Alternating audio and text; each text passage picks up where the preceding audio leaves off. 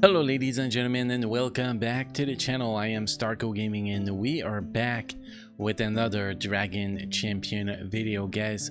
Today we are continuing our series covering the Pride characters to get ready for the buff events that's coming in about 8 days. And today to continue this series, we're going to talk about Boreas, which I think that is his name. Let me double check here.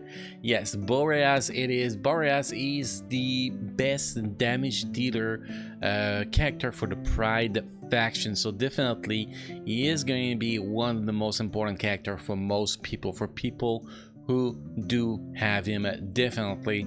But before we get into this character, guys, if you are level 15 or below, make sure to use the promo code STARCO.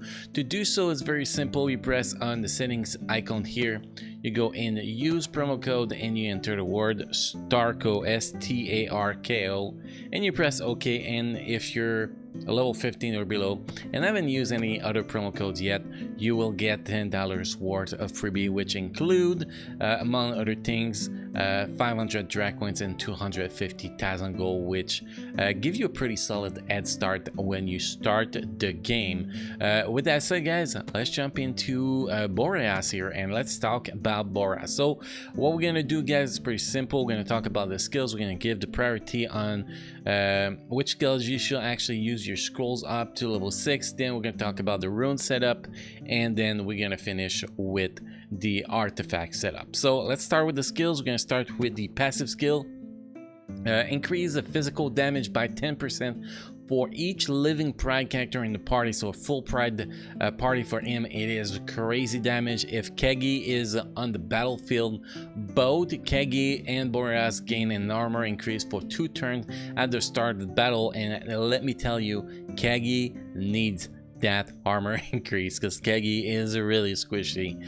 You can see here, if you actually have that there, you're gonna get 7% for each living Pride, so it's 35% versus 50%. So this skill is actually quite important to actually get to level 6, definitely. Now if we go with the third skill is Boreas gains a critical damage increase, a damage increase, and ace for 2 turns. If Kegi is on the battlefield, he receives the same buff and recover 30% of the turn meter. And if you remove that there, you lose the ace. Which is actually not so bad because you're gonna get ace from Kegi third skill if you bring Kegi.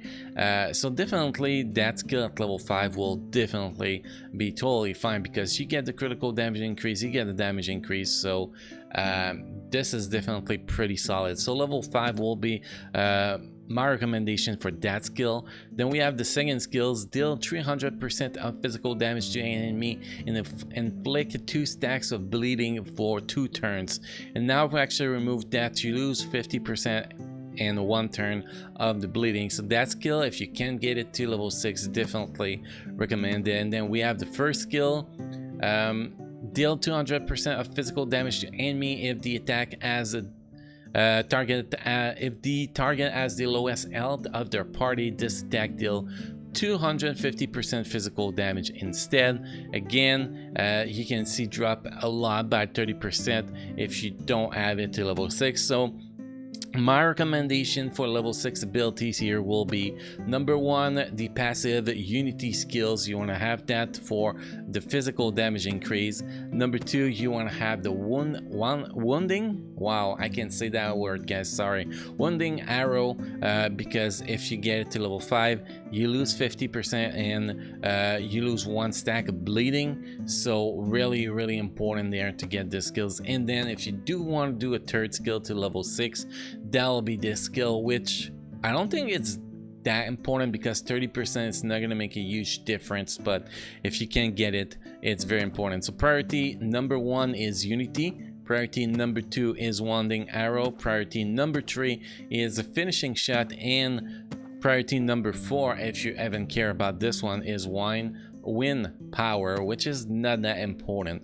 Now with that said, guys, let's take a look at the runes. Now we talk about the skill. By the way, guys, for the skills, very important thing here, After you use these skills, wind power, you want to use on the next turn the wounding arrow. This is very important because the wounding arrow is going to do so much damage pair with the buff you get from the third skill. So definitely before you use the second skills, you always want to use the third skill if it's close to be available. Definitely that's a lot of freaking damage. That's like the one-shot ability from Boreas. So very important. Now if we talk about the runes, guys, this character has a bleeding ability, so we do need potency on this. This character's already have a critical damage increase buff from its third skill, so you want to give him either damage increase or critical rate increase. I think critical chance is more important for him to guarantee that, almost guaranteed that this second skills, when you use it after the third skill, will give you a massive critical damage on the target you actually target. So personally, my preference here is 1 set of potency and 2 sets of critical chance. That is my favorite part. Now if we talk about primary, first primary, always, well, most of the time for damaging character, speed is very important. Bottom primary, south primary is critical chance. We want to get that critical chance as high as possible, and the last primary is potency to get that bleeding to be applied as often as possible. Now if you go with the secondary stats is pretty simple. Critical chance is the most important, then damage, then potency. Those are the 3 most important stats you want to have as your secondary stats. If you can put speed in there too, it's good, but speed is not as important as the other 3. So like here you can see we have a potency, we do have speed, we're missing critical chance definitely here. Here we have damage, very shitty secondary stats here on this one. This one we have critical chance and damage, that is pretty decent. You can see that critical chance, this gear is pretty damn stacked. That has to be one of the best critical chance I've seen as secondary stat on a gear. Then here you can see we have a terrible secondary stats that I actually not recommend equipping that. I think a 3 stars, a blue 3 stars critical chance rune with proper stats, secondary stats will be better than this one, but that's what we got on right now. This one you can see we have damage, critical chance, and speed, very solid one. And this one we have critical chance, another 4.39%, very solid. And the total here you can see 68.811% critical chance. We have potency around 68%, almost 68%, and speed above 200%, speed above 180, not 200%, but 203.